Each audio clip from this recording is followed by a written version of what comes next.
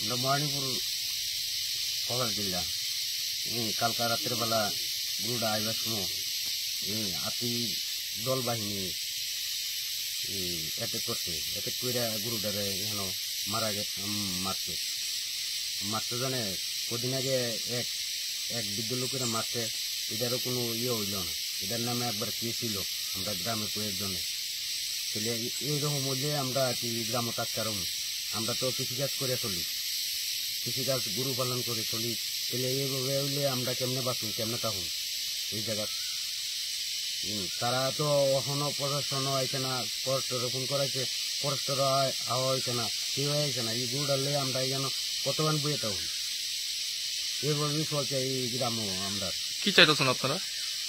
কি চাইতেছি, এই আতি সরানের ব্যবস্থা চাইতেছি। তাহলে আমরা তো এখান থেকে উঠে জমন লাগবো এরকম। এলাকার মানে যারা স্থানীয়রা আছে, নেতৃত্বরা বা এলাকার বিধায়ক, তারাও জানানো হয়েছেন ব্যাপারটা? তারারে তো জানানো হয়েছে, আমরা ফরেস্টে রোপণ করছি, এরপরে তোমার রোপণ থানা তো জানাইছি, কেউ তো হন বলতো আইতাছে না। তাহলে আমরা এইভাবে দিনের দিন আগাইতেছে। বাড়ির সামনে সেটা গরু মারে লাইছে গণেশে বেড়া, তাহলে ওখানে ফারও তো বাদু বাড়ির সামনে মেরালা। তাহলে দু তিনবার রাত্রি ফিরে আইছে, আয়া দলের সামনে এই দিয়ে পড়ছে। কোন বিধানসভা এটা? এটা লক্ষ্মীপুর গ্রাম পঞ্চায়েত, কৃষ্ণপুর বিধানসভা। বিধায়ক কে আপনারা? বিকাশ দেববর্মা, মানে যিনি মন্ত্রী নাকি?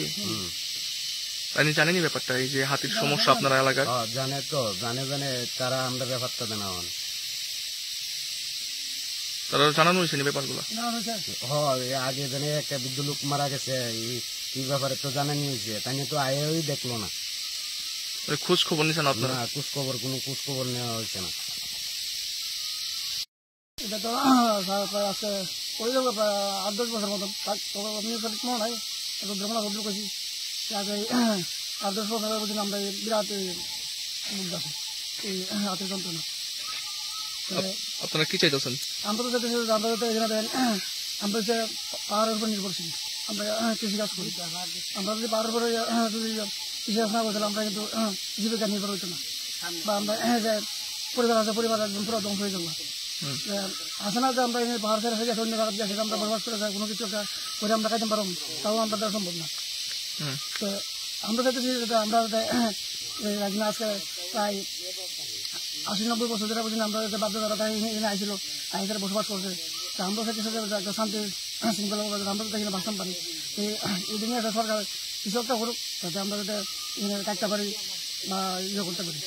এলাকার স্থানীয় বিধায়ক থেকে শুরু করে স্থানীয় নেতৃত্ব জানানো হয়েছে ব্যাপারে? তারা কি উত্তর কি? তার উত্তর কি, তারা তো সরাই বছরে আমরা কোথায় যাচ্ছি এই চলছে। সরাম করতে করতে তো বুঝিনি আমরা কাম তো শেষ। একজনের পরে একজন করে আমাদের মারতে আছে। আজকে বসে মারে, কালকে মানুষ মারে, এই মুখ চলছে। তবে ফরেস্টার বলে তার পয়সা 72 ঘন্টার মধ্যে হাতে সরাই দেবো। 72 ঘন্টার মধ্যে হাতে সরাই দিব, ও কিছুদিন হয়ে গেছে 72 ঘন্টার মধ্যে সরাই দিব। ওই আবার ওই কালকে গরু আবার প্রতিদিন যদি মানুষ মারতে না, তার কোনো গ্যারান্টি নেই। তখন আমরা কি করতাম পারি? আমরা তো আজকে মানুষ ছাড়া করছি না। তাহলে সরকারের আমরা মারলাম আপনার তো গেলে যা সরকারি আমরা মারুক, আমরা তো পশুরাতে মরানোর দরকার নাই। কোন এলাকা এটা আপনার কৃষ্ণপুর বিধানসভা? কৃষ্ণপুর বিধানসভা।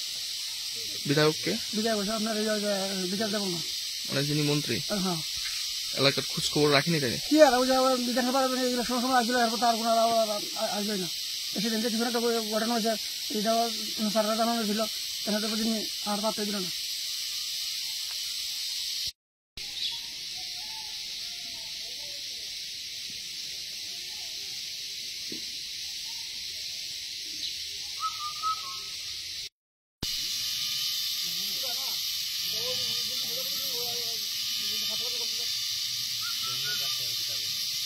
দরকার